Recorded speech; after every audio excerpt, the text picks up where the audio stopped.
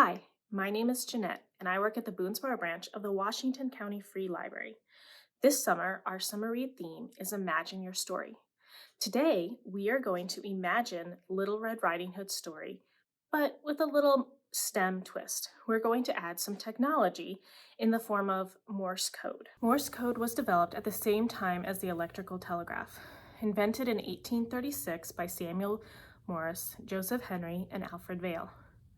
This machine could send electric pulses across great distances. The problem was the electrical telegraph system did not allow you to speak or hear noises, so a code was created to be able to communicate using just the electric pulses sent by the telegraph. Morse code is made up of dots and dashes. The dots and dashes could be printed out, or people were trained to hear the dits and das by ear. Because of telephone technology, we don't have to use Morse code to talk over the phone, thank goodness. But Morse code and the electrical telegraph continue to be used for military communication and is still used today. All right, let's hear a sample of Morse code and see if you can guess what it's saying.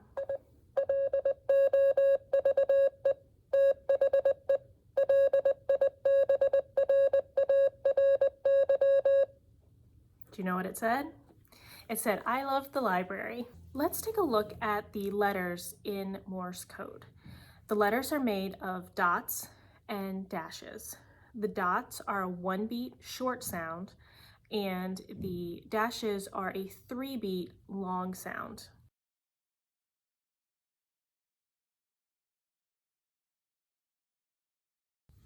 If you want, pause this video, go back to the picture of the Morse code dots and dashes, and pause it and write your name or write out a sentence or practice tapping using those letters with the dots and the dashes. Can you think of things you have at home that you could make sounds with and transmit Morse code? Maybe you could try clapping or stomping. If you have a piano or another musical instrument, you could try that. If you don't have an instrument at home, you could also try tapping a pan with a kitchen utensil. You can also use light to transmit Morse code. If you haven't read The Mysterious Benedict Society, they use flashlights and Morse code to talk across long distances. The most well-known Morse code signal, I think, is SOS, which is a distress call, and it's 3 dots, then 3 dashes, then 3 dots, and it sounds like this.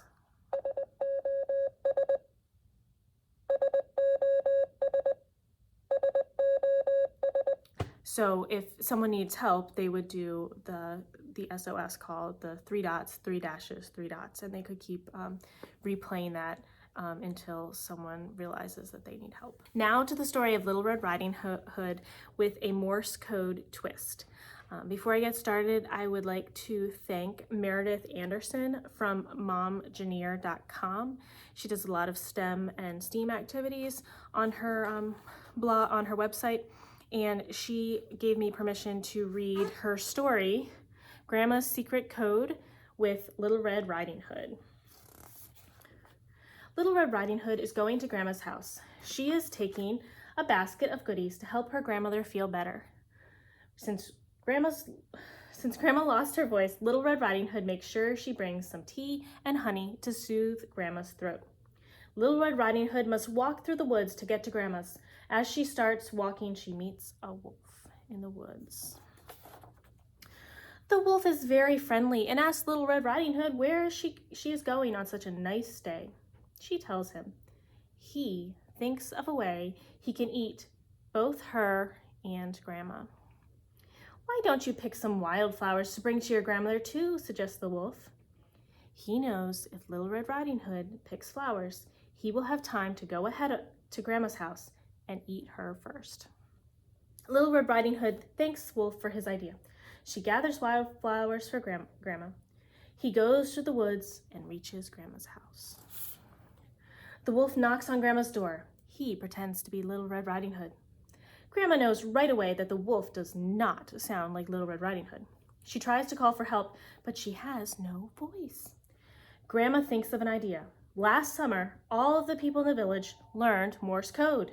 If she can play a secret code on instruments, someone will hear them and come help her.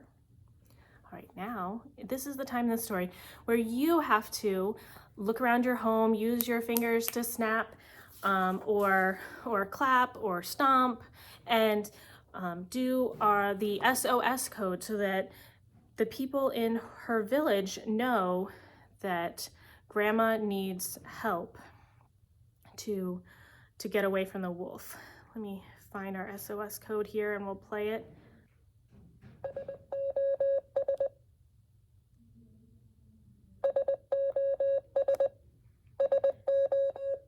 And she's just gonna keep playing that. Maybe she's gonna hit something on her bed, or maybe she has a drum by her bed and she can start beating the ... over and over again until someone realizes that she needs help. Or maybe she's gonna go to her light switch and start flashing the lights to alert the villagers that she's in trouble. All right, congratulations! The woodcutter and Little Red Riding Hood heard Grandma's call for help and came to her rescue. After a hot cup of tea, Grandma was able to talk again. Wolf, you need to stop tricking people and trying to eat them. Come have a cup of tea and some cookies with us, Grandma told the wolf. The wolf told everyone he was sorry. Sometimes when I get hungry and tired, I do things I later regret. Grandma felt empathy for the wolf. She told him to take a nice long nap in her bed after his snack. He was so grateful that he never tried to eat anyone else again. All right, and that is Little Red Riding Hood with a Morse code twist. I encourage you to go to your local library and check out some books about Morse code that you can learn how to communicate that way and use that technology. And thank you all for joining me today. I'm going to say goodbye in Morse code.